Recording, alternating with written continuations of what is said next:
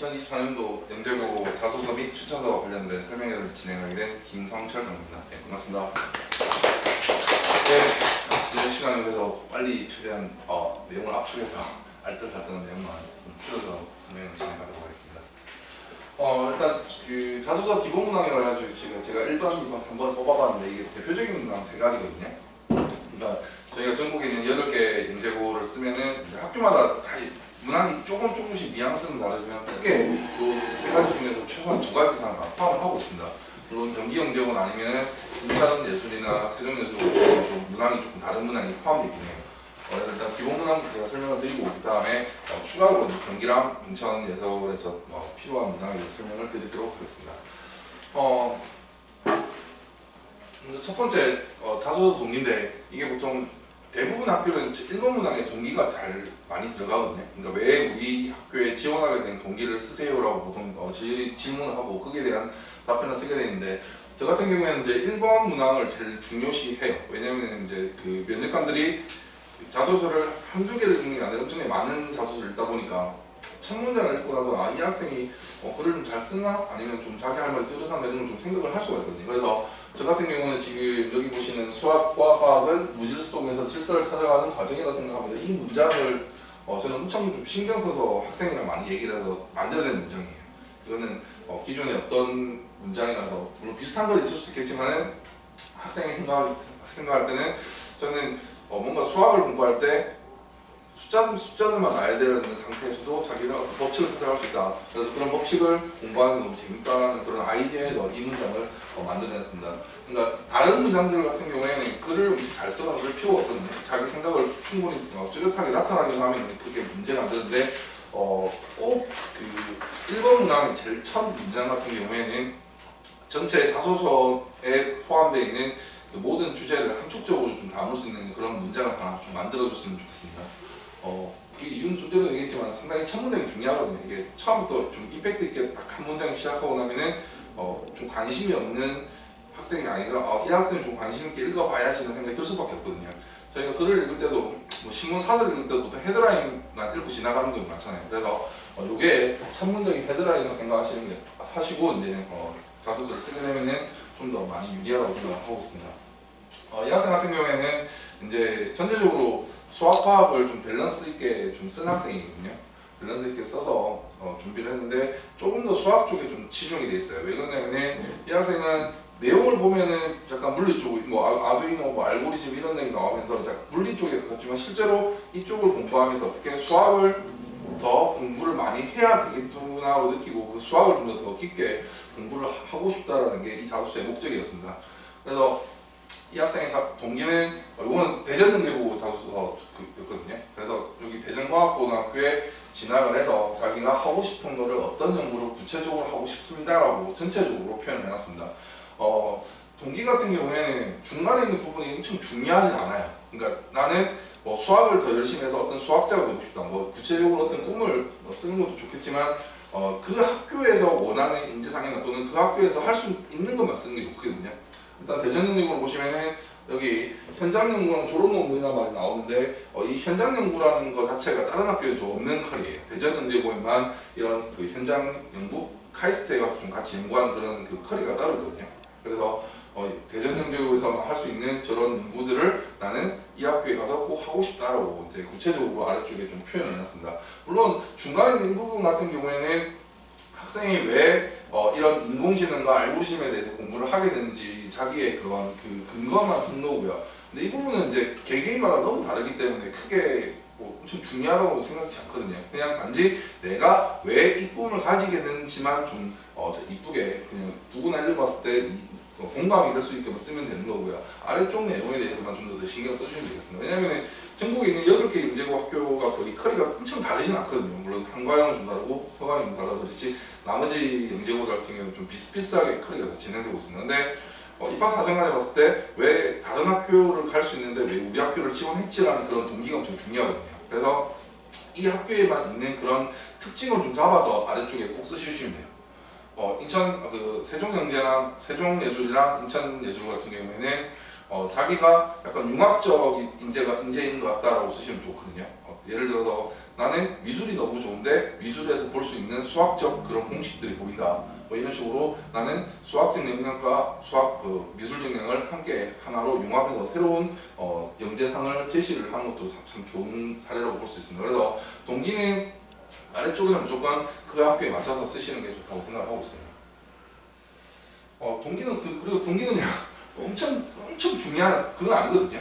그러니까 천재 1번, 2번, 3번 문항이 세 가지가 있으면은 동기 같은 경우에는 전체 비중률 한 10%에서 20% 정도만 좀 힘을 쓰시는 게 좋아요. 여기다가 너무 힘을 많이 쓰셔가지고 무조건 동기부터 잘 써야 돼 이런 강박관念은 안 가셔도 괜찮아요. 그냥 동기는 좀 수수하게 쓰셔도 되고요. 굳이 학생이 꿈이 없더라도 꿈에 가까운 걸 뭔가 좀 구체적으로 만들어 주실 필요는 있습니다. 그러니까 동기를 너무 성의 없게 쓸 수는 않겠죠. 쓰진 않겠지만 동기를 쓰실 때 학생이 나중에 이 학교를 졸업해서 자기의 미래에 어떤 모습을 가는 그런 중간 과정에서의 이 영재고가 나에게 어떤 도움이 됩니다라는 내용이 꼭 들어가야 되거든요. 그래서 학생이 나는 나는 꿈이 없어, 나는 앞으로 뭐 해야 될지 잘 모르겠어 그런 얘기 하더라도 뭔가 조금 구체적으로 만들어 주셔야 돼요. 이게 꼭 수학이 됐든 물리가 됐든 뭐 그런 구체 과목은 아니더라도 나는 미래에 인공지능을 공부하는 학자가 되겠어. 아니면 나는 자동차가 너무 좋으니까 자동차를 설계하는 사람이 되고 싶어. 이런 식으로 자기만의 그런 먼 미래에 청사진 정도로 하나를 그려주십니다. 물론 그게 자기의 모습이 되진 않거든요. 근데 이걸 검토하시고 읽어보시는 분들 입장에서는 학생이 명확한 목표를 가지고 우리 학교에 오려고 하는구나를 느끼게 해주시는 게 좋습니다. 공기에서는 그 정도 꼭 들어가야 되고요. 자, 그 다음에 이제 중요한 파트인데 모든 학교에서 수학과학에 대한 그 영재성을 나타낼 수 있는 그런 항목을 꼭 쓰게 되어 있습니다. 이거는 공통으로 한 1000자 정도로 표현하게 되어 있고요. 요게 쓰기가 좀 난해한 경우도 있고 좀 잘 쓰는 학생도 있고 아니면은 정말로 아예 글이 안 나오는 경우도 있어요. 보통 글이 안 나오는 경우는 좀 예시를 들어드리면은 1학년, 2학년 때 학교 생활도 아무것도 안 하고 아무런 대회도 안 나가고 그냥 조용히 공부만 하는 학생도 있거든요. 학교에서 정말 조용해요. 말도 없고 그냥 운동할 때도 그냥 조용조용 있고 뭘 해도 조용조용 있는데 공부는 엄청 잘해. 근데 그런 학생들 같은 경우에는 뭐가 문제냐면 이런 자소서를 쓸 때 활동사항이 없으니까 그거에 대한 쓸거리가 전혀 없어요. 그게 가장 큰 문제가 되는 부분이에요. 그래서 아무리 공부를 열심히 하더라도 학교 생활에서는 좀 일정 부분 이상 자기가 좋아하는 인물이라면 뭐 수학을 좋아하는 그런 수학 시간에 자기가 좀 독특한 발표를 한다든지 아니면은 자기만의 색깔을 보여줄 수 있는 그런 활동을 조금이라도 할 필요가 있습니다. 굳이 뭐 무조건 대회를 나가야 돼 이건 아니거든요. 근데 제가 아는 학생들 한 명은 과학은 정말 싫어하는데 수학을 진짜 좋아하는 학생이 있어요. 그 학생은 그 수학 생기부만 한 거의 그 쓸 수 있는 최대한을 다 써줬어요. 선생님께서. 근데 그 내용을 읽어보면은 일반적인 내용이 아니라 모든 교과 과정에 대해서 이 학생은 증명할 수 있고 창의적 방법으로 다른 증명 방법을 나에게 설명하겠어 이런 내용이 엄청나게 많이 포함되어 있었거든요.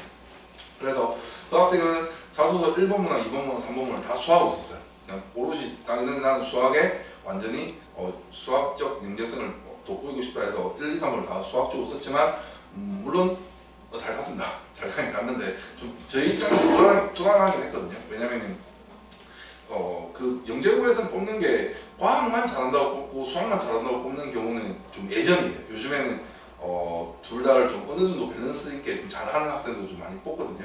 물론 그 학생 같은 경우에는 수학을 너무 원체 잘했기 때문에 과학에서도 좀 상대적으로 떨어지더라도 합격한 사례가 되겠지만 그래서 좀 전에 얘기 드렸던 거는 이제 쓸 게 없어서 어쩔 수 없이 그렇게 쓰는 학생들이 있고 아니면 한쪽 분야에 특출나게 잘해서 쓰는 학생들이 있고요. 이 학생 같은 경우는 학교에서 뭐 동아리 활동이라든지 아니면 각종 대회들을 좀 활동을 많이 했어요. 과학적으로는 이것저것 활동을 많이 해서 상당히 좀 쓸거리가 많은 학생 중에 한 명이었습니다. 이 학생은 첫 번째 위에 그 좀 전에 동기를 한번 다시 보면요. 동기에서 이제 자기는 인공지능 쪽을 좀 공부를 하고 싶다라고 이렇게 썼거든요. 그래서 이 인공지능과 관련된 내용을 좀 최대한 포함하려고 제가 생각을 해서 이런 자기 했던 과제 중에서 요걸 좀 초이스를 해서 좀 쓰자고 얘기를 했던 부분입니다. 왜 그러냐면 지금 보시는 뭐 중간에 좀 어려운 말들이 쭉 나오는데 아두이노나 이런 것들은 보통 이제 저희가 중등부에서 할 수 있는 그 어느 정도 좀 레벨이 어느 정도 높은 과제물 중에 하나거든요. 물론 코딩을 잘하는 학생들 중에서는 인공지능까지 갖다 쓰는 학생들이 있긴 하지만 일반적인 학생들 레벨에서 봤을 때는 요 정도의 그 자기가 할 수 있는 능력을 보여준다는 것은 상당히 이쪽에 관심이 많은 학생이라고 보여줄 수 있습니다. 자소서 첫 번째부터 해가지고요 중간 부분까지 거의 뭐 읽어보시면은 크게 내용이 뭐 이런 걸 왜 쓰나 싶을 정도로 좀 이상하게 생각이 드실 거예요. 왜냐면은 이거는 그 학생의 언어로 쓴 거거든요. 그러니까 중학교 3학년 남학생이 자기 생각을 이렇게 정리를 한 겁니다. 그러니까 이게 어떤 보고서냐면은 그 과제 보고서 15페이지짜리 과제 보고서를 거의 한 800자 이내로 압축을 한 거예요, 학생이. 그러니까 그런 과정을 봤을 때 자기 생각에는 좀 중요하다고 표현되는 걸 다 쓴 거거든요. 근데 저희가 보면은 정말 이상한 자소서예요. 왜 저런 이상한 말들만 쭉 나열해서 자기 보고서를 마치 요약하듯이 이걸 왜 썼냐라고 생각이 드실 건데, 이 부분을 쓴 거는 나는 이 정도까지 해봤습니다라는 걸 보여주기 위한 거예요. 그러니까 이걸 읽어보시는 분들께서는 어느 정도 좀 이쪽에 많이 아시는 분들이고 최소한 영재를 많이 뽑아보시는 분들이기 때문에 이렇게 썼을 때 이 학생이 이렇게 깊이가 있구나, 이 학생은 여기까지 공부를 해봤구나라는 걸 느끼고 싶어서 이렇게 앞부분을 넣어놓은 거고요. 요 뒷부분을 보시면 이제 꼭 들어가야 되는 부분이 있습니다. 방금 앞장에서는 자기가 어떻게 보면 한 내용을 압축해서 쓰는 거예요. 그냥 자기 나는 이런 거 했어요 쭉 압축해서 쓰는 거지만, 이 다음 페이지는 뭐냐면 이제 방금 했던 과제들 중에서 이제 과제를 하는 도중에 무조건 문제가 생겨요. 저 같은 경우도 뭐 발명대회든 뭐 이것저것 대회를 같이 학생들을 하면서 꼭 문제가 발생하거든요. 근데 그런 문제를 어떻게 해결했는지가 제일 중요한 겁니다. 그러니까 영재라고 하면 모든 사람이 대부분이 자기가 좋아하는 거는 끝까지 좀 물고 늘어지는 경향이 있거든요. 근데 얘가 자기는 이런 과제를 하면서 어디서 문제가 됐고 그 문제를 어떻게 해결하는지 뒷부분에 포함이 되어 있습니다. 중간에 제일 앞페이지 제일 끝부분에 보면은 주변 사람들이 다 말렸거든요. 이게 동아리 활동 비슷한 거였는데 친구 3명이 하는 거였는데 다른 친구 2명이 이 친구를 말렸어요. 이거 절대 안 되니까 포기하고 다른 방식을 찾자. 근데 이 학생은 주변에 말려도 불구하고 며칠 동안 공부를 해서 자기가 어떻게든 해결했던 내용이 이 아래쪽에 나와 있습니다. 여기 이 부분은 이제 위쪽에서 발생한 문제를 중간에 해결한 내용이고요. 여기 보면 이제 이 에피소드의 그 하는 핵심 사항이 이 아래쪽이거든요. 근데 주변에서는 이런 문제가 발생했을 때 다 안 된다고 하지만 나는 그런 주변의 반대에도 불구하고 혼자서 어떻게든 이 문제를 해결하고 끝끝내는 성공할 수 있었다라는 그런 성공적인 좀 에피소드고요. 제일 마지막에 이 부분은 이제 왜 이런 생각을 하고 자기의 그런 인생관 또는 배웠던 점을 표현을 해놨습니다. 보통 2번 같은 경우에는 그 중간에 보시면 문제 문항에서 어떤 표현이 있냐면요. 자기가 했던 과제에서 스스로 배우고 느낀 점, 그 다음에 그걸 통해서 자기가 성장하게 된 그런 내용을 쓰라고 되어 있거든요. 그래서 위쪽의 내용은 어떻게 보면 의미가 없을 수도 있고요. 근데 학생 입장에는 자기가 중요하다고 쓴 거고, 아래쪽 내용 이 부분이 그 자기가 발전된 상황, 그러니까 아무리 실패할 수 있는 상황에 대해서도 더 공부를 하고 더 열심히 하다 보면은 끝끝내 해결할 수 있다는 내용이 요 아래쪽에 나와 있습니다. 그래서 이 학생이 쓴 글 같은 경우에는 어떻게 보면 엄청 딱딱하게 보일 수 있으시거든요. 어머니들께서 이거를 한번 쭉 잠시 읽어보시더라도 왜 이 글이 좀 눈에 확 안 들어오지 않으면 왜 딱딱하지 이런 느낌이 좀 많이 드실 거예요. 그게 왜 그러냐면은 대충 국어학원이나 이런 그 자소서 컨설팅이 엄청 많거든요. 가면 이것들을 문장을 엄청 깨끗하게 만들어줘요. 정말 이쁘게 만들어주거든요. 그 국어과 선생님들이 문장을 다 이쁘게 나열을 하셔서 뭐 안 쓰는 단어들을 다시 좀 이쁘게 바꾼다든지 문맥의 위치를 다 바꾼다든지 그렇게 좀 이쁘게 꾸며주세요. 근데 그걸 절대 하시면 안 돼요. 왜 그러냐면은 솔직히 자녀분들 중에서 뭐 여학생들 같은 경우는 글을 좀 잘 쓰는 경우가 있지만 대부분의 남학생들은 글을 잘 못 쓰거든요. 근데 스스로 글을 써서 자기 생각을 이렇게 나열한다는 걸 쭉 써봤을 때 이 정도만 써도 엄청 잘 쓴 거예요. 그러니까 남학생들이 뭐 그렇게 글 쓸 일이 많이 없거든요. 저 같은 경우는 글을 쓰기 시작한 게뭐 여자친구한테 편지 쓸 때 처음 글을 써봤으니까 그 정도도 남학생들이 글 쓸 일이 없습니다. 근데 이런 첨자의 글을 압축해서 자기가 했던 과제를 요약해서 자기의 느낀 점, 배운 점 뭐 이런 걸 다 포함해서 쓴다는 것 자체가 되게 힘든 일이에요. 그래서 너무 문맥적으로 이거를 이쁘게 만들어내는 그런 강박관념을 없애셔야 돼요. 요즘에 그런 걸 많이 잡기 시작했거든요. 너무 글이 이쁘거나 아니면 글이 너무 잘 썼어요. 그러면 오히려 감점의 요인이 요즘에 이렇게 좀 애들이 봐도 좀 날것 이런 느낌, 좀 거친 느낌 이런 걸 좀 학생들 느낌으로 잡아가시는 게 훨씬 더 자소서를 좀 잘 쓰는 방법이라고 생각하시면 됩니다. 그러니까 괜히 어머니들께서 내가 해봤을 때 글이 좀 문맥 이상해서 내가 수정해봐야지 계속 수정하시면 계속 글이 이뻐지거든요. 그 글을 이제 압축을 하고 지우고 다시 이쁘게 다시 쓰고 하다 보면 엄청 이뻐져요. 근데 그거는 학생의 글이 아니라 그냥 그 부모님들 시각의 글이 돼버리기 때문에 그게 감점이나 오히려 떨어지는 원인이 돼요. 그리고 저희는 잘 못 느끼는데 학생들이 쓰는 그런 단어가 좀 다르거든요. 저희 때 쓰던 단어들이랑 지금 현재 중학생들이 새롭게 배워서 새롭게 쓰는 그런 그 국문에 대한 단어들이 좀 많이 달라요. 그래서 학부모님께서 마음은 알겠지만 괜히 그렇게 수정을 하실 필요는 없습니다. 그냥 계속 학생한테 좀 써봐라, 어떻게 하면 좀 좋겠냐고 그냥 대화식으로 그냥 계속 유도를 하시는 게 훨씬 더 좀 더 좋은 결과를 얻을 수 있습니다. 그 다음에 이제 이건 자기 주도인데요. 좀 전에 앞쪽에는 지금 자소서 그 수학과학 파트에서 이 학생은 수학에 대한 거의 없어요. 거의 없고 오로지 그 이런 자기 했던 과제에 대한 그 과학적인 내용만 쭈루루 들어가 있거든요. 근데 이 다음에 이제 자기 주도를 보시면은 수학 쪽으로 이제 밸런스를 맞췄어요. 보통 1번의 동기를 보면은 동기는 동기로 썼으면 동기에 대한 뒷받침으로 2번 문항에서 내가 수학을 썼다 그러면 보통 3번 문항에서는 화학 쪽으로 좀 쓰기 시작하거든요. 이것도 꼭 무조건 이렇게 쓰라 이런 공식은 없습니다. 그러니까 만약에 이제 이번에 이런 수학과학에서 나는 수학도 쓰고 화학도 쓰고 싶어요. 쓰셔도 돼요. 전혀 문제될 게 없어요. 근데 너무 많은 주제를 넣으실 수는 없어요. 이게 1000자밖에 안 되기 때문에 수학에 2개, 뭐 과학에 하나 이렇게 주제를 3개로 나눠서 3단락으로 나눠 쓰겠다고 하면은 너무 좀 지저분할 수 있거든요. 자기 그 표현하고 싶은 걸 다 표현하지 못하고 글이 끝나버리기 때문에. 그래서 보통 저 같은 경우에는 이런 수학을 쓰실 때 500자, 500자를 나눠서 그냥 수학 하나, 화학 하나 이렇게 짧게 500자로 쓰시는 것도 괜찮은 방법이에요. 보통 그게 제일 무난해요. 학생들이 그렇게 제일 많이 쓰거든요. 근데 이 학생 같은 경우에는 내용이 이게 500자로 계속 압축이 안 되는 거예요. 아무리 압축을 해봤자 뭐 800자, 900자밖에 안 돼요.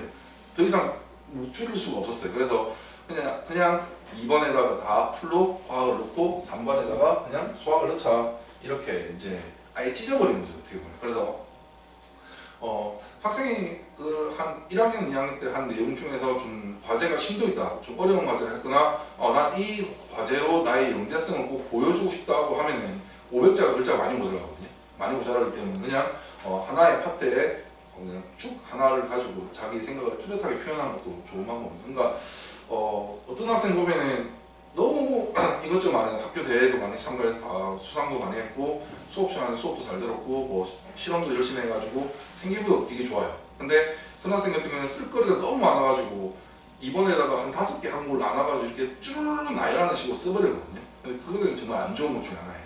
그러니까 나 이거 했어요, 저거 했어요, 저거 했어요 이렇게만 밖에 안 보이거든요. 근데 그 영재고 입학사정관들이 하시는 얘기가 그러니까 이런 거 쓸 때 학생이 뭘 가장 잘하는지 자기가 어떤 걸 가장 열심히 해봤는지 이런 걸 좀 뚜렷하게 보고 싶어 하시거든요. 그래서 너무 많은 단락을 나눠가지고 주제를 좀 찢어서 쓰시는 것보다는 가장 자신 있는 거 한 두세 가지 있는 거 딱 정해서 쓰시는 게 훨씬 더 좋습니다. 그리고 요거는 이제 자기주도라고 해가지고 보통 학교 생활 또는 집에서 가정에서 뭐 자기 스스로 공부를 했을 때 뭐 어떤 경험이 있습니까? 이런 식으로 물어보는 그런 질문인데 여기 나와 있는 큐브 관련해서는 저는 좀 비관적이거든요. 왜냐면 너무 많은 학생들이 큐브에 써요. 그러니까 보통 남학생들 같은 경우에는 초등학교 5학년, 6학년 아니면 중학교 1학년 때까지 큐브를 엄청 많이 가지고 놀거든요. 3x3 하다가 5x5까지 하고 엄청 복잡한 거까지 다 하는데 그래서 큐브에 대한 그 자소서 내용을 너무 많이 썼어요. 그래서 저는 이 내용을 대해서 그렇게 좋아하지는 않습니다. 근데 학생이 자기는 큐브에 대한 수학적인 내용을 너무 쓰고 싶어 해서 이쪽으로 좀 가닥을 잡은 거고요. 왜 큐브나 이런 그 일반적으로 많이 쓰는 내용을 쓰지 말라고 하냐면은 그 영재고 자소서를 읽어보시는 분들이 뭐 한두 개 하시는 게 아니잖아요. 그죠? 매년 이만큼씩 뭐 몇백 개씩 그걸 다 자소서를 읽어보시는데 큐브 내용이 정말 많이 들어가 있어요. 그냥 옆에 뭐 CMS 대형학원에서 그냥 자소서 검토를 한번 해보더라도 엄청나게 많은 학생들이 뭐 열에 한 두세 줄 큐브가 들어가요. 그 다음에 이제 대치동 학생들 같은 경우에는 K모를 많이 하기 때문에 K모에 했던 대수 아니면 기하 이런 내용들을 주로 쓰려고 해요. 근데 그런 내용들이 그렇게 안 좋냐? 안 좋다고는 할 수 없지만 그게 썩 좋지도 않아요. 왜냐면 너무 많이 써요. 대표적으로 뭐 확률 같은 경우는 자기가 생각하는 동전에 대한 뭐 확률에 대한 자기 생각을 쭉 쓰는 경우도 있거든요. 근데 그게 왜 안 좋냐면은 너무 많이 씁니다. 너무 많이 써서 차라리 그 학생이 생각하는 좀 고유한 그런 것들을 따로 쓰는 게 좋아요. 그러니까 어떤 예를 들면은 뭐 나는 확률에 대해 쓰면은 나는 엘리베이터가 누가 1층에서 눌렀을 때 그게 1층부터 20층 사이에 어디 층에 머무를 수 있는지 확률을 계산하고 싶다. 차라리 그런 식으로 실제 생활에 대해서 자기가 수학 공식을 써서 그거를 적용해서 결과를 얻는 그런 거 가지고 훨씬 더 좋거든요. 그러니까 수업 시간에 그 KMO 수업을 저도 비등명 들어보면 상당히 많은 문제를 다루긴 해요. 근데 그런 것들은 이제 일상생활에 대한 문제라기보다는 그냥 수학적인 문제이기 때문에 그걸 가지고 자기만의 창의적인 열정 아니면은 창의적인 생각을 했다고 말을 할 수가 없습니다. 네, 그거는 이제 문제집이 다 있는 내용이거든요. 그래서 그런 것보다는 수학적인 걸 쓰고 싶다. 그러면은 최대한 일상생활이나 아니면은 자기 혼자만의 생각을 쓰시는 게 제일 좋아요. 자기 혼자 나는 뭐 이런 실험을 했는데 이게 수학적으로 어떻게 해석할 수 있을까라는 내용을 뭐 예를 들어서 설명하자면 뭐 거품이 있으면 보통 그 거품 비눗방울 거품을 만들면요 비눗방울 거품이 그 최소화하는 성질이 있어가지고 그게 뭐 동그라미 처음에는 크게 두 개가 만들어졌다가 시간 지나고 점점 작아지면서 더 작은 동그라미를 막 이렇게 분할되거든요. 근데 그 분할되는 거를 어떤 학생은 수학적으로 왜 그게 어떤 식으로 몇 개로 분할되는지를 자기가 펑션을 만들어서 자기만의 그런 그 개념 아닌 개념을 만들어냈습니다. 또 그런 걸로 이제 자소서 쓰게 되면 좀 연계성이 뛰어나게 보이는 거거든요. 그래서 수학적인 부분을 쓸 때는 최대한 개인적인 그런 걸 썼으면 좋겠습니다. 너무 책에 있는 거나 아니면 기존에 있는 거를 답습하지는 않았으면 좋겠어요. 실제로 자소서 받아보면은 저는 수학이 좋아요 하고 자소서를 쓴 거 딱 보면은 어디선가 전 분명히 본 거예요. 그냥 뭐 내용이 약간 다르겠지만 그냥 본 거예요. 네, 그냥 저도 수학 공부 당연히 했고 뭐 오랫동안 수학 관련된 자소서 많이 봤기 때문에 그냥 그럴 수밖에 없는 게 그 책에 있는 문제집을 너무 많이 보다 보니까 거기에 있는 어떤 특정한 한 문제에 자기는 너무 꽂혀 있는 거예요. 그 K1 학생은 그게 좀 심하거든요. 그래서 그 문제에 대해서 나는 뭐 한 달이든 두 달이든 생각해서 자기만의 답에 도달했다라고 썼지만 어차피 그게 해답이 있는 내용이라 그래서 크게 도움이 되지 않는다는 얘기입니다. 다시 좀 돌아와서 이 학생 앞부분은 지금 보시면은 뭐 큐브에 대한 자기만의 뭐 어떤 공식이나 이런 걸 쭉 나열해서 썼습니다. 근데 이 나열한 내용 자체가 좀 전에도 얘기했다시피 그냥 기존에 있는 내용이거든요. 그걸 그냥 말만 좀 다르게 표현했을 뿐이지 실제로 인터넷이나 조금만 찾아보면 그 큐브에 대한 원리라는 게 엄청나게 자세하게 수학적으로 쫙 포뮬레이션 공식화되어 있습니다. 그래서 이거는 앞부분은 썩 좋지 않고요. 뒷부분을 보시면 이제 이 학생이 이제 아까 처음에 자기가 뭘 했냐면 알고리즘에 대한 설명을 했죠, 그죠? 그러니까 자기 꿈은 인공지능에 대한 알고리즘을 좀 더 만들어 보고 싶다라는 표현을 이 뒷부분에 다시 갖다 붙였어요. 이거는 앞부분에 대한 내용은 읽어봐야 크게 뭐 다른 학생들하고 차별성이 없는 내용이었지만 나는 이런 큐브에 대한 경우의 수를 연구하는 것처럼 이거를 본인의 알고리즘에 구현할 수 있다면 나중에 더 큰 알고리즘을 만들 수 있을 것 같다라고 그런 식으로 좀 뒷부분에 좀 풀어냈습니다. 그래서 앞부분 내용보다는 뒷부분 내용에 좀 관련 자기의 연구, 자기 그 꿈에 대한 동기랑 그런 관련성을 같이 연계해 넣거든요. 그러니까 제일 처음에 동기를 썼을 때 동기에 들어가는 내용에 대해서 제일 아래쪽에 다 뒷받침이 돼야 돼요. 그러니까 내가 왜 수학 공부를 했고 내 꿈을 위해서 어떤 수학 공부를 했고 그 수학이 지금 이렇게 내 꿈과 연관성이 있습니다라는 표현이거든요. 그래서 자소서를 쓰게 되면은 그 한 학생이 자기의 모습을 어떻게 보면 보여주는 거기 때문에 1, 2, 3번 문항이 좀 통일성 있게 갔으면 좋겠다는 생각을 하고 있습니다. 어떤 학생 보면은 1번에는 과학을 너무 좋아한대요. 자기는 과학자가 되고 싶대요. 근데 2번 내용 보면은 자기는 또 수학을 너무 좋아한대요. 그래서 수학자가 되고 싶대요. 3번에 보면은 자기는 컴퓨터를 너무 좋아한대요. 프로그램이 되고 싶대. 근데 1, 2, 3번이 다 꿈이 다르고 그 내용이 다 뒤죽박죽이거든요. 근데 그런 학생에게 자소서를 봤을 때 이 학생은 그래서 뭘 하고 싶다는 생각이지 어떻게 할 건가 이런 거 생각밖에 안 들어요. 그래서 무조건 칼같이 그런 맞출 필요는 없는데 최소한 요 아래쪽 그 2번 문항과 3번 문항에 보면 이 아래쪽에 풀어내는 방식을 봤을 때 그 아래쪽 내용은 어떻게든 그 처음에 자기가 제시했던 동기랑 어느 정도 좀 연관성이라든지 아니면은 그 꿈을 위해서 나는 이렇게 공부했습니다라는 표현 정도 써주시는 게 좋다고 생각합니다. 그래서 자소서 같은 경우에는 하나의 어떻게 보면 잘 짜여진 그런 주제에 딱 맞는 일관성 있는 자소서가 어떻게 보면 제일 좋은 자소서거든요. 그러니까 너무 이것저것 표현하는 자소서가 좀 전에 그 2번 설명할 때 제가 들었던 내용 중에 뭐 여러 가지 주제를 많이 쓰지 말라는 얘기가 그렇게 되면 너무 중구난방이 돼요. 얘는 모두 잘하고 모두 잘하고 모두 잘하고 모두 그런 학생은 없어요.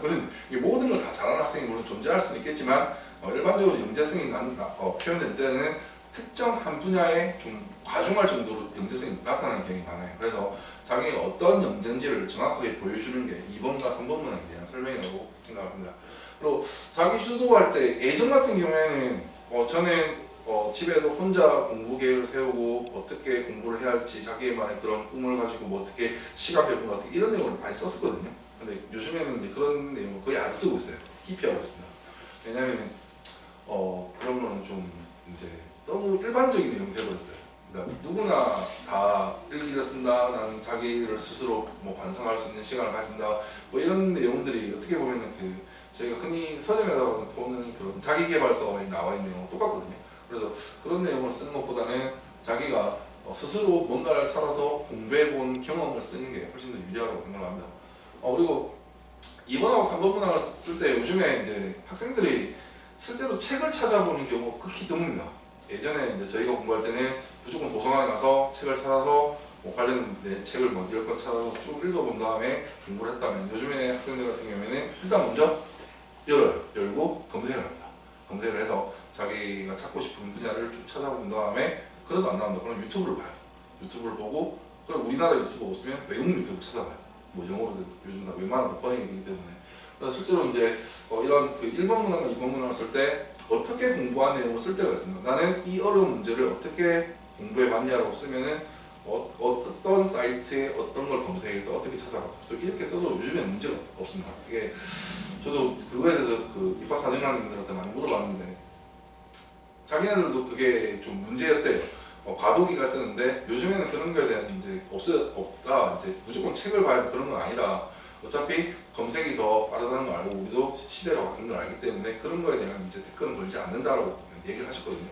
예전에는 이제 자기는 공부를 스스로 했으면 무조건 어떤 책을 찾아봤다 아니면 어떤 교수의 논문을 읽어봤다 이런 식으로 표현을 많이 했었는데 요즘에는 구글에서 어떻게 그걸 내가 찾았고 우리나라에 없어서 외국 사이트까지 찾아봤다. 외국의 어디 사이트까지 찾아봤더니 거기에 있던 특정한 외국 논문을 볼 수 있었다. 뭐 이런 식으로 좀 구체적으로 쓰거든요. 그래서 실제로 학생들이 그런 공부하는 스타일도 많이 바뀌었다 이렇게 얘기를 해주시면 되겠습니다. 그러니까 어디 컨설팅 하니까 그 얘기를 하더라고요. 무조건 책을 써라, 무조건 자기는 책 읽는 걸 써라 이런 내용으로 얘기를 하는데 그건 좀 시대가 바뀌어서 이제 그 정도까지는 아니에요. 책에 너무 그렇게 책을 꼭 써야 책으로 공부해서 그런 내용 쓸 필요까지 없습니다. 그 다음에 이제 좀 전까지는 공통 문항이었다고 하면 지금 세종문제 같은 경우에는 예술, 인문, 융합적 소양이라고 해가지고 요게 좀 포함이 되어 있거든요. 요게 어떤 문항이냐면은 이제 다른 학교에는 이런 문항이 아예 존재하지 않아요. 이건 세종이랑 인천 쪽만 존재하는 건데 미술, 음악, 체육, 뭐 국어, 영어 할 것 없이 과학, 수학이랑 다른 분야랑 융합을 해서 자기가 해본 경험을 쓰라는 그런 내용입니다. 이 학생 같은 경우는 이제 축구를 엄청 좋아했거든요. 축구 하면 거의 뭐 하루 일주일에 뭐 두세 번씩 축구를 좋아했는데 근데 이 친구는 축구를 하면서 어떻게 하면 공을 더 잘 찰 수 있을까, 프리킥을 더 잘 찰 수 있을까에 대해서 자기가 스스로 좀 연구를 해봤고 그 연구된 결과를 통해서 저는 축구를 하면서 이 축구에 적용되는 물리적, 수학적 그 요구가 어떤 건지 이게 수학적, 물리적으로 어떻게 해석이 될 수 있는지를 자기가 스스로 연구해봤다라는 내용입니다. 그래서 보통 음악을 하거나 하면 음악은 수학이거든요. 음악 하면 피아노 치는 게 다 음계가 다 수학적인 내용이라서 그 음에 따라서 수학적 표현법 또는 펑션에 대한 그런 거를 알고리즘을 스스로 만들어서 이런 것도 괜찮고요. 아니면은 시를 엄청 좋아하면은 시에 나와 있는 음률을 수학적으로 표현이 가능해요. 그래서 수학적 음률도 그 시에 나오는 음률 역시도 어떻게 수학적으로 표현되는가 그런 것도 좋은 연구가 되고 그러니까 무조건 수학, 과학이 포함되어 있긴 한데 다른 분야라 그냥 융합해서 쓰신다고 생각하시면 돼요. 근데 요게 쓰기가 쉬운 학생이 있고요. 엄청 쓰기가 힘든 학생이 있어요. 쓰기가 쉬운 학생은 이제 자기가 평상시에 뭐 음악이라든지 미술이든지 체육이든지 그 어떤 분야라든지 자기가 관심이 좀 많으면은 쓰기가 편한 거고요. 전혀 관심이 없는 학생이 있습니다. 그냥 나는 그냥 수학만 좋아, 아니면 나는 물리만 좋아, 그냥 무조건 그런 학생이 있어요. 난 이런 거 몰라요, 아무것도 몰라요, 그냥 뭐 그림 그리라고 하면 이상하게 그리고 끝내는 있거든요. 너무 자기는 과학만 좋아하는 학생. 근데 그런 학생들 같은 경우에는 이런 융합적 과제를 쓰라고 하면 좀 많이 힘들어해요. 이거 융합 쓰라고 하면 무조건 수학, 과학만 합쳐서 써버리거든요. 근데 그런 걸 요구하는 게 아니라 그런 수학, 과학을 통해서 다른 분야에도 네가 어떻게 활용할 수 있는지를 보는 문항이기 때문에 요 세종이나 또는 인천 쓰실 때 요 부분 좀 주의해서 좀 쓰시면 좋습니다. 요 부분은 자기 학교에서도 좀 중요하게 생각하는 문항이거든요. 예전에는 더 심하게 왔습니다. 국어, 영어 그런 내용이 있어가지고 국어 영어에 대한 뭐 자소서 내용도 있고 그러거든요. 지금 없어졌지만. 그래서 세종이랑 인천은 뭐 학교의 예술이란 말이 붙다시피 이런 내용이 좀 더 중요하게 생각하고 있습니다. 그 다음에 이제 경경제 독서인데요. 이게 독서 같은 경우에는 문항이 그 300자밖에 안 돼요. 글자 수 엄청 짧거든요. 글자 수 짧은데 요 세 가지를 꼭 좀 지켜주셨으면 좋겠습니다. 첫 번째는 너무 어려운 책은 선택하지 말자라는 게 어떤 거냐면 이게 학생이 도저히 이해를 하지 못하는 책 레벨이 있어요. 제가 읽어도 모르는 책 내용을 어머니들께서 이 책이 요즘에 트렌드래 이렇게 가지고 오십니다. 이 책이 너무 좋대요. 근데 학생도 이해를 못하고 저도 이해를 못하는 레벨이에요. 뭐 인공지능의 뭐 트랜slation 해가지고 뭐 그런 핵심 알고리즘에 대한 설명인데 그 일반인들 도저히 이해를 할 수 없는 내용이거든요. 그런 내용들에 대해서는 좀 깊이 했으면 좋겠습니다. 왜냐면 너무 어려운 책을 읽었다는 말 자체가 이 학생은 정말 천재거나 아니면 강요에 의해서 읽었거나 자기 의사랑 전혀 관계가 없기 때문에 그래서 너무 어려운 책을 선택하지 말자는 거고요. 또 이게 또 왜 문제가 되냐면은 2차를 통과해서 3차에 가면은 면접을 보게 되어 있습니다. 근데 면접을 보러 갔는데 이 학생이 정말 유명하고 어려운 책을 읽었대요. 그러면은 그 면접 보시는 그 교수님이나 그 학교 선생님께서 아주 돌발적인 질문을 많이 할 수가 있어요. 근데 너무 책이 어려우면 그걸 저희가 따라갈 수가 없습니다. 설명을 할 수가 없어요. 그래서 나중에 3차 가서 꼬름 가기 때문에 너무 어려운 책은 선택하지 마시고요. 그 다음에 꼭 과학적이지 않는 내용도 가능합니다. 그러니까 무조건 어머니들 생각하시면 무조건 과학적인 책 또는 수학적인 책만 써야지라고 생각을 많이 하시거든요. 꼭 그런 건 아니에요.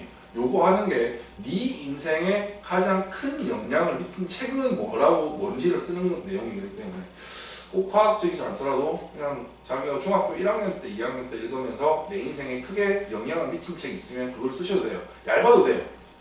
수필집도 괜찮아요. 시 같은 것도 괜찮고 자기가 정말 감명 있게 읽었던가 느낌이 크게 와닿은 그런 내용이면 과학적이지 않는 내용이라고 생각한다. 그 다음에 비슷한 내용인데 이제 관심 분야 또는 1등하는 책도 가능하다는 거. 이 관심 분야라는 게 좀 중요하거든요. 여기서는 다른 학교에 비해서 이제 경기경제 같은 경우에는 이 학생이 책 내용을 통해서 뭐에 관심이 있는지를 표현할 수도 있게 그런 문항이 설정이 되어 있기 때문에 자기가 좋아하는 분야에 실제로 읽은 책 중에서 가장 영향을 크게 받은 책 아니면은 내가 이 분야를 무조건 공부해야 되겠다고 꿈을 심어놓은 책 이런 책들이 있으면 쓰는 것도 좋다고 생각을 하고 있습니다. 예시를 한번 보여드릴게요. 이게 이제 글자가 255자밖에 안 되는 게 이게 300자 이내로 짧게 쓰게 되어 있습니다. 이거는 예전에 이제 서울대 그 3번 문항이었거든요.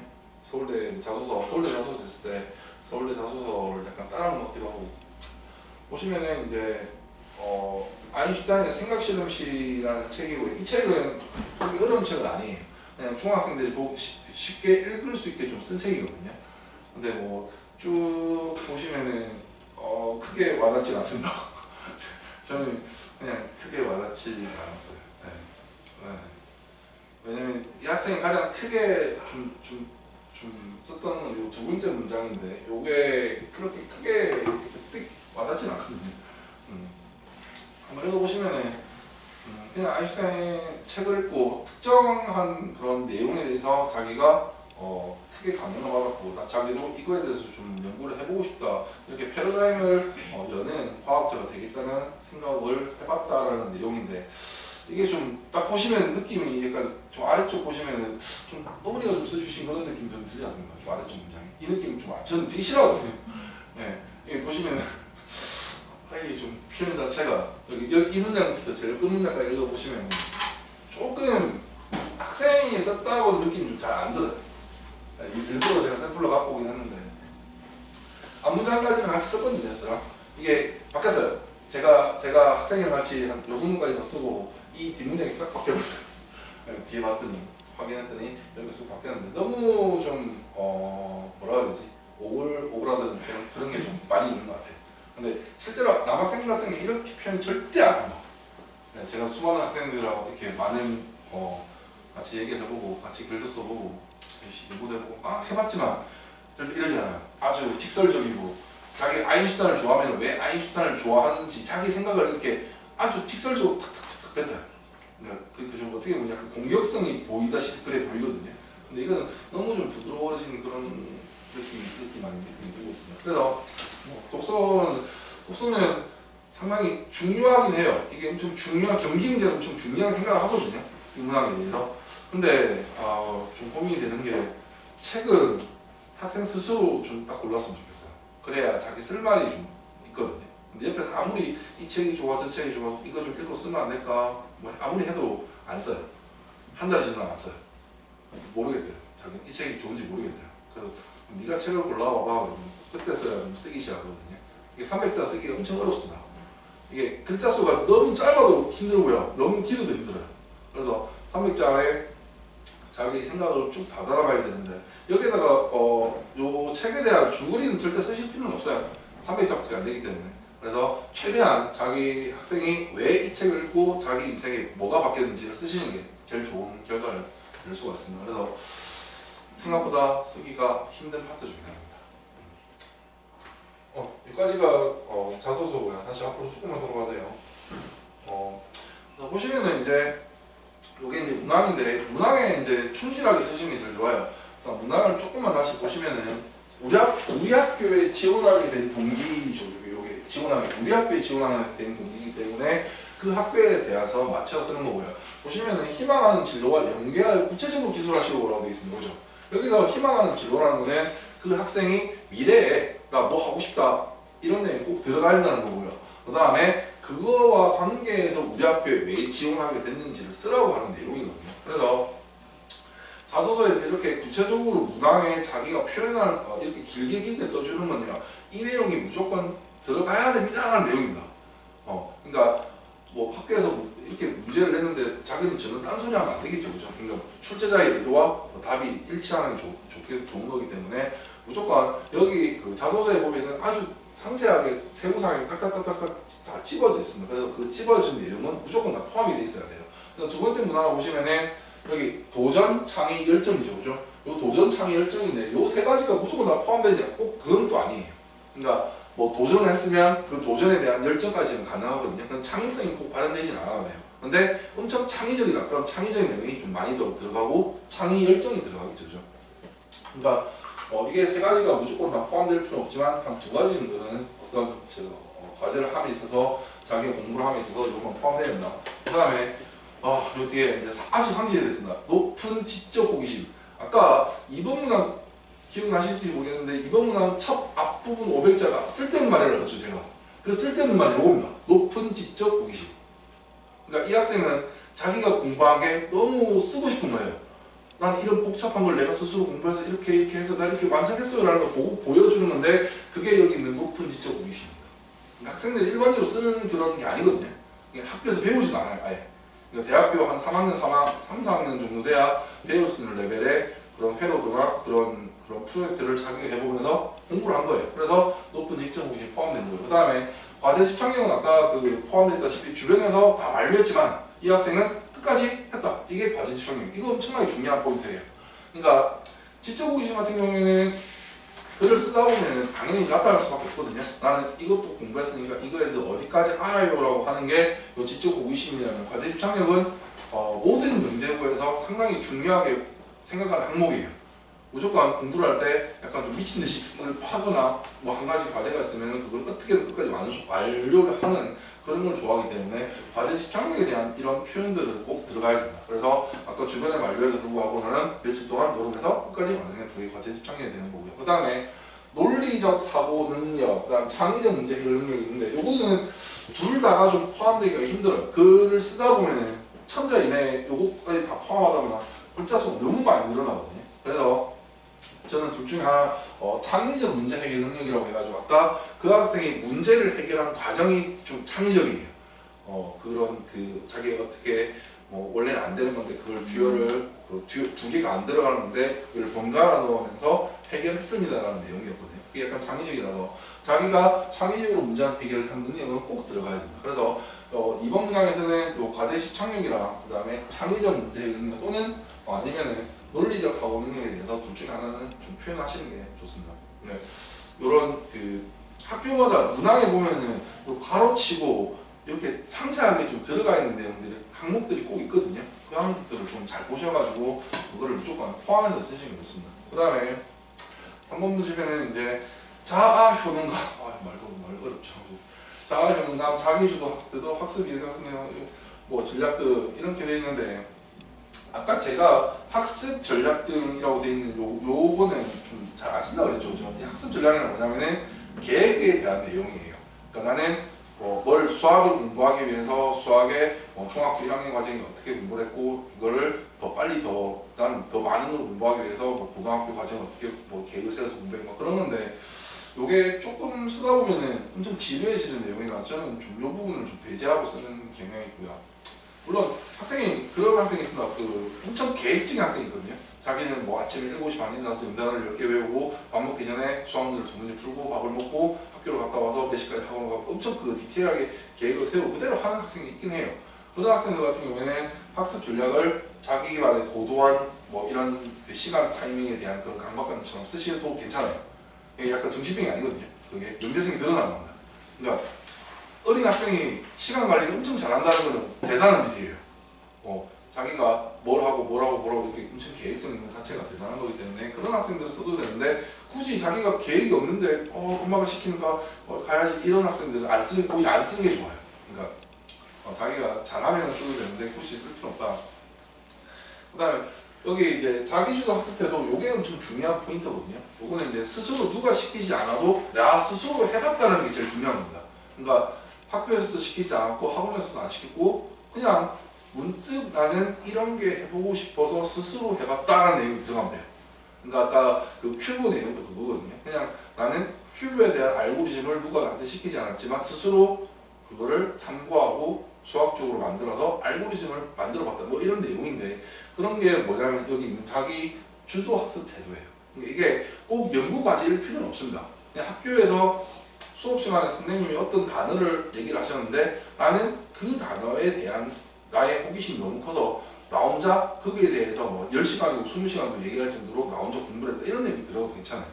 어떤 학생은 그 태양에 대해서 너무 미쳐있는 학생이 있었거든요. 태양의 모든 걸 다 알아요. 뭐 태양의 크기, 뭐 태양의 밝기, 실제 태양의 중력장의 영향, 그다음 태양 중력에 의한 렌즈가 어떻게 돼서 우리가 태양 반대쪽에 있는 빛을 어떻게 보는지까지 다 설명할 수 있는 학생이 있었어요. 근데 그 학생 같은 경우에는 여기 자기주도 학습 태도에 태양만 썼어요. 일본 그 첫 문제부터 제일 마지막까지 태양이 있어요. 제일 마지막 문제는 나는 이 학교에 들어가서 내가 좋아하는 태양이 되고 싶다. 뭐 이렇게 마무리 지었거든요. 그 학생 같은 경우에는 본체 그게 포커스가 맞춰져 있어 그 자기주도 학습 태도를 그렇게 쓴 거고요. 아니면은 보통 이제 밸런스를 좀 맞추고 싶으신 분들이 많으세요.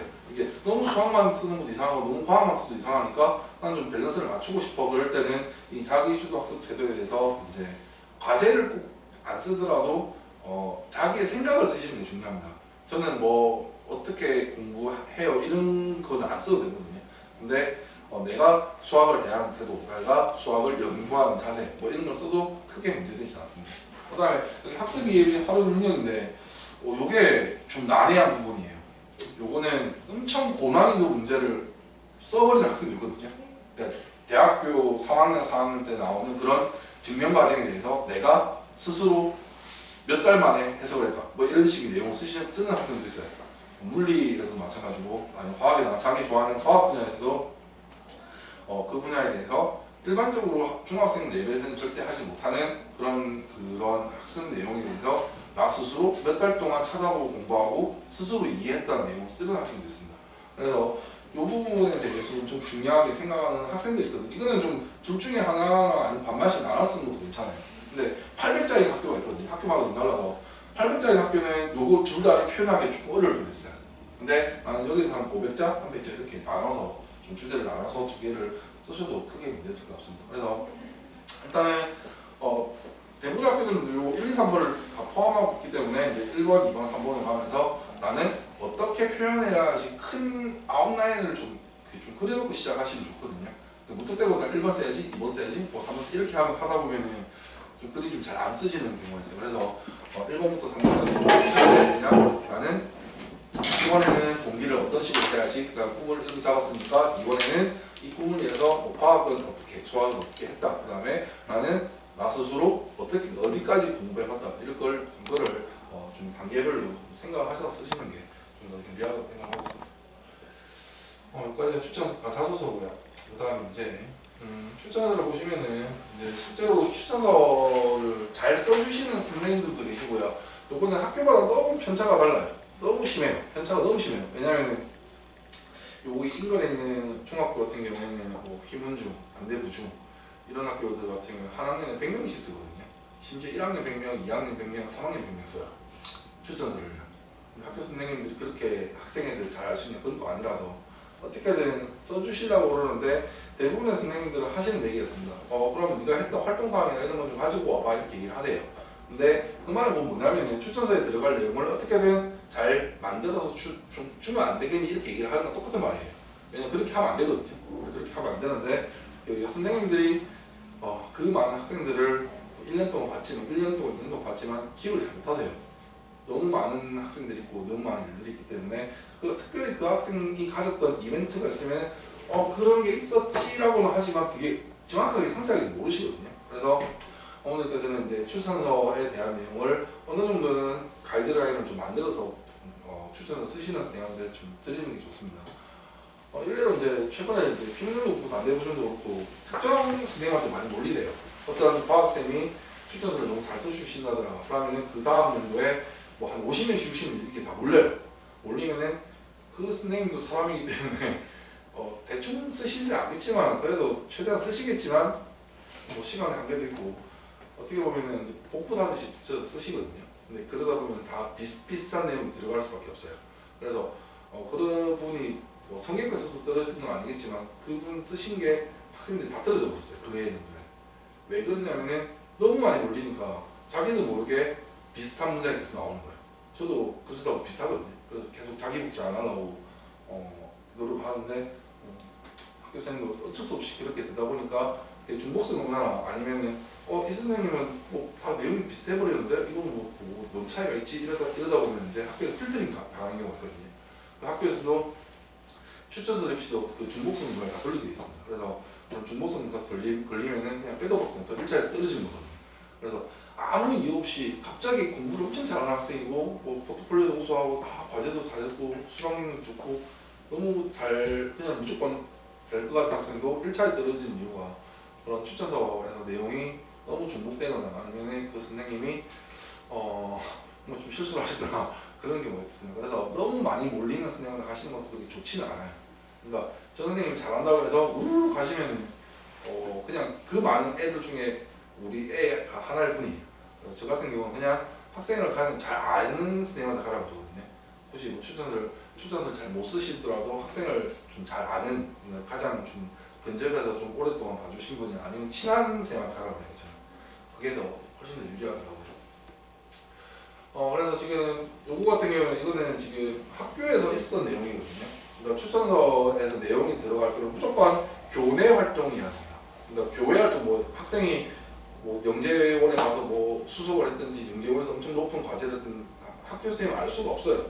물론 그 그 입시사생한테 물어봤을 때 영재원 내용이 뭐 추천서의 내용이 들어가도 되는 거 아니에요? 괜찮습니다라고 하긴 하는데 그게 꼭 좋지는 않거든요. 왜냐하면 학교 선생님인데 영재원에서 한 내용을 알 수가 없으니까. 그래서 무조건 추천서에 들어갈 내용은 생기부에 있는 그 어떤 한 줄이라도 포함된 내용이 들어갔으면 좋겠습니다. 그래야 신뢰성이 높기 때문에 솔직히 이 학생도 뭐 학교 선생님이 수학생이기 때문에 한 10명 정도 추천서 쓰셨거든요. 그래서 학교에서 그 선생님께서 그냥 자료를 좀 가지고 와라, 추천서에 갔으면 하는 내용이 있으면 가지고 와라 뭐라고 해서 이렇게 준비를 해서 보내드린 내용이 되겠습니다. 다 뭐 학교에서 있던 그런 생기부에 있던 내용을 그 학년도 그 선생님 생기부에 있던 내용을 다 추려가지고 그 중에서 학생이 발표했던 내용, 그 다음에 이 학생이 자기의 좀 연대성을 보여줄 수 있는 활동도만 좀 요약을 해서 이렇게 썼습니다. 생각보다 추천서 내용이 그렇게 길지 않거든요. 500자밖에 안 되는 경우가 많아서 500자 또는 800자까지는 쓸 때가 있는데 보통 추천서 내용이 그렇게 길지가 않아서 좀 압축해서 좀 함축적으로 쓰는 것도 좋아요.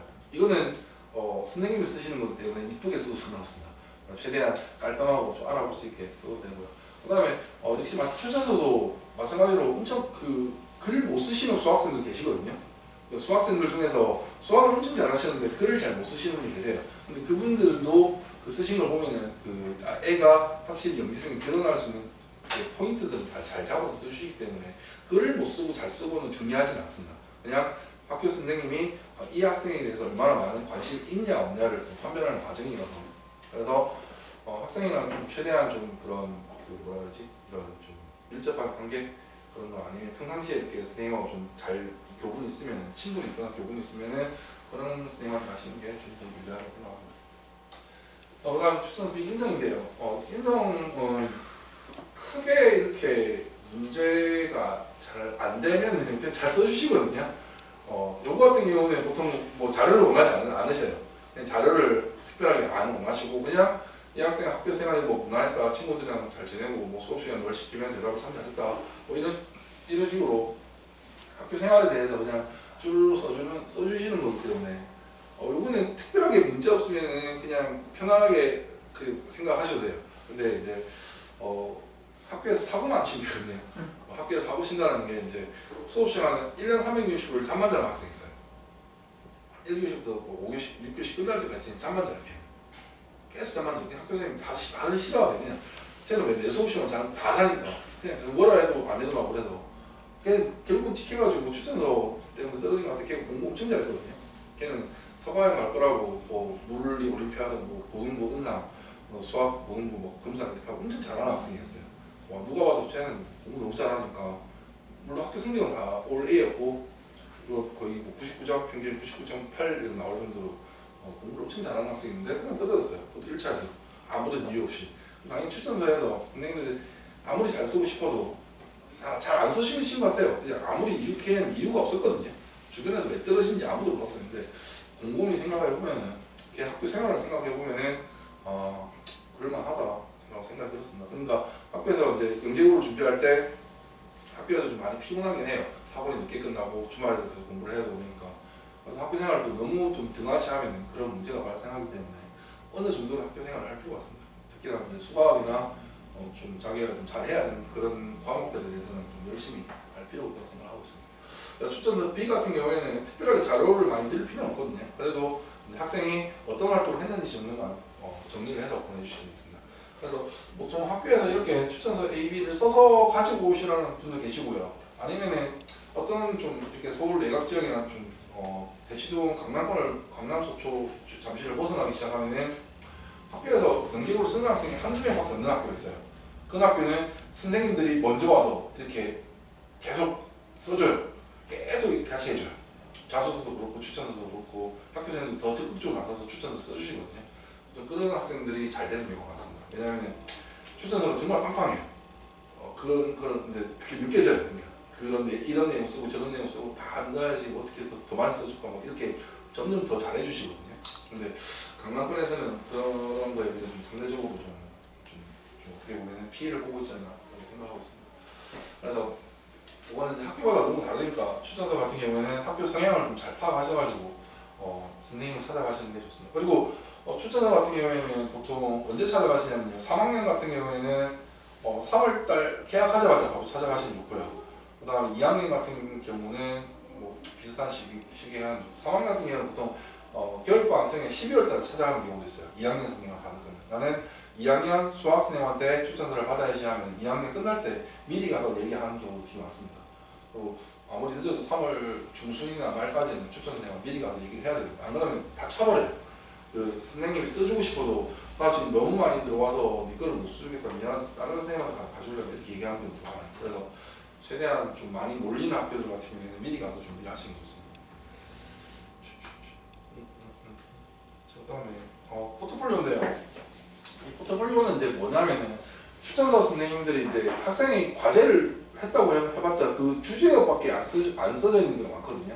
그래서 아주 간단하게 이제 이 학생이 했던 주제가 어떤 거고 그 주제에 대해서 그림이나 동영상을 하나 놓고 여기다가 아래쪽에 간략한 설명을 넣는 거예요. 이런 식으로 어떻게 보면은 요약서라고 생각하시면 돼요. 근데 그림이 없으면 아무리 선생님들이라도 이해를 잘 못하시거든요. 그래서 꼭 그 그림을 한 장, 어떤 작품이나 어떤 내용의 그림을 넣고 그 그림에 대해서 간략하게 설명을 해서 이렇게 자기가 1학년 때 했던 주제, 2학년 때 했던 주제 이렇게 두 가지를 가지고 이제 자기 과제에 대한 포트폴리오를 두 가지 만든 거고요. 과제가 없으면은 학교 수업 시간 했던 것도 괜찮아요. 추천서기 때문에 이건 학교에서만 했던 활동이거든요. 그래서 과학 시간에 했던 활동 아니면 수학 시간에 했던 활동이 있으면은 그거를 자기가 생각나는 주제가 있으면 그런 연구를 했던 내용에 대해서 실험했던 내용에 대해서 자기가 적극적으로 했던 내용을 좀 더 어필할 필요가 있습니다. 그래서 이런 과제 연구에 대한 내용이 없으면 인위적으로 좀 만들어내야 돼요. 안 그러면은 그 추천서 쓰시는 분이 아무런 게 없으면 쓸 말이 정말 없으시거든요. 그래서 그냥 좋은 말만 쓸 수는 없기 때문에 좀 구체적으로 쓰기 위해서는 이런 내용을 만드셔가지고 따로 드리는 게 좋습니다. 그 다음에 이거는 자율동아리인데 이 자율동아리 활동도 이렇게 했던 내용에서 자기가 뭘 했는지 좀 표현하는 거고요. 자율동아리 같은 경우에는 예전에는 이제 생기부에 반영이 됐었어요. 근데 요즘에는 자율동아리도 빠졌기 때문에 자율동아리를 좀 무시할 수도 있지만 자율동아리를 하면 이렇게 추천서 내용을 쓸 수가 있습니다. 보통 과학 동아리나 이런 자율동아리 할 때 그 동아리 담당 선생님이 계신데 그 담당 선생님이 과학이나 수학 쪽이시면 이렇게 추천서 쓰실 때 좀 많이 유리하시거든요. 혹시나 자녀분들께서 너무 수학 쪽에 너무 이렇게 한쪽으로 좀 치우쳐 있다 그러면은 2학년 1학기랑 2학년 1학기 이럴 때 좀 자율동아리를 만드셔가지고 이런 식으로 좀 서버 과학 쪽에 부족한 부분을 채우셔도 괜찮아요. 그러니까 좀 전에 앞부분에 어떻게 보면은 이거는 대회거든요. 우리가 알고 있는 그 방학 때는 탐구보고서 대회라서 자기가 개인 주제를 이렇게 잡아서 할 수가 있는 거고요. 근데 나는 깜빡하고 이런 대회를 다 놓쳤어요. 다 놓치면은 2학년 2학기나 이때 자율동아리 하나 후딱 이렇게 친구들하고 만드셔가지고 이런 식으로 동아리 활동을 해서 자기가 부족한 거를 채우셔도 괜찮습니다. 그 다음에 여기 수학 추천서에 들어가서 하는 에피소드라고 해가지고요. 자기가 했던 그런 수업 시간에 생각했던 것들에 대해서 이런 식으로 생각을 좀 표현해놨어요. 이거는 뭐냐면은 나는 이런 수학적인 생각을 수업시를 했다. 이런 수학적인 진도에 맞춰서 이런 걸 해봤으니까 이런 관련된 내용도 좀 썼으면 좋겠습니다. 라고 그냥 드리는 거예요. 자료만 드리는 거예요. 이걸 써줄지 안 써줄지는 저희가 결정할 수는 없거든요. 선생님 고유 권한이기 때문에. 근데 최소한 이 정도까지는 준비해서 보내드리는 게 좋습니다. 그러니까 이게 포트폴리오를 또 준비하려면 어머니들도 열과 성을 다하셔서 또 이만큼 두껍게 만드시거든요. 어느 학부모님께서 포트폴리오 만들라고 그랬더니 진짜 요 정도로 만드셨어요. 그 1학년, 2학년 때 모든 과제부터 해가지고 뭐 보고서부터 다 취합을 하셔가지고 이만큼 만들어서 선생님한테 드렸는데 이게 보겠습니까? 못 보거든요. 그래서 최대한 어차피 추천서 들어갈 내용이 해봤자 뭐 한과외 같은 경우에는 뭐 제한이 있기 때문에 그래서 한 2,000자에 3,000자 정도 쓰시거든요. 2,000자에 3,000자 이내로 쓰실 수 있게만 준비를 해드리는 게 제일 좋다고 생각합니다. 왜냐면 선생님들도 이걸 읽어보시고 간단하게 자기 이렇게 좀 끌어가지고 자기 말좀 바꿔서 이렇게 옮겨서 넣는 경우가 허다하기 때문에 너무 많은 내용보다는 좀 이렇게 딱 요약해서 학생의 그런 연대성이 드러나는 부분만 이렇게 요약해서 드리는 게 제일 좋다고 생각합니다. 그래서 포트폴리오를 꼭 드려야 되냐? 그건 또 아니에요. 뭐 꼭 무조건 드려야 되냐? 그건 아닌데 드리면은 아무래도 추천서 쓰실 때 많이 편하게 주죠. 그러니까 저희가 스스로 보고서를 쓴다고 생각할 때 아무런 내용도 없이 그냥 이 학생이 누군지만 알고 쓰는 그런 추천서랑 이 학생이 주는 포트폴리오를 한 번이라도 읽어봐. 이 학생 그때 그랬지. 이렇게 약간 기억을 더듬어 가면서 추천서 쓰는 거랑 완전히 다르거든요. 그래서 이거는 이제 학교 선생님이 학생에 대한 기억을 좀 한번 되살려 보시라고 저희가 준비해서 드리는 거예요. 그래서 포트폴리오도 추천서를 하실 때 좀 학교 선생님한테 드릴 때 좀 자기 자소서도 같이 드리거든요. 자기 쓴 자소서랑 이런 포트폴리오 같이 해가지고 드리는 게 좋습니다. 그리고 추천서 들어갈 내용 좀 써서 갖고 왔으면 좋겠다 하는 부분 있으면은 여기 있는 이런 식으로 추천 A 같은 내용을 약간 어느 정도는 윤곽을 잡아서 드리는 것도 괜찮아요. 네. 좀 선생님들 정말 바쁘신 분들은 그냥 이렇게 얘기하시거든요. 여기 대면도 그렇고 휘문도 그렇고 단대도 그렇고 여기 뭐 많이 쓰는 학교들 같은 경우에는 이렇게 기본적으로 레이아웃을 다 잡아서 갖고 오라고 하십니다. 그래서 요 정도 준비를 해서 가면은 이제 저희가 1차 대비가 끝나게 되겠습니다. 지금 1차가 이제 얼마 안 남아가지고요. 슬슬 자료 준비부터 하시면 지금 하시면 딱 맞거든요. 그래서 지금 준비를 하시면 딱 맞다고 생각을 하겠습니다. 네, 뭐 제가 설명은 여기까지만 드리고요. 이제 질의응답 풀좀 해주시겠습니다. 네, 네, 뭐 필요하신 강의도 이제 질의응답 시간.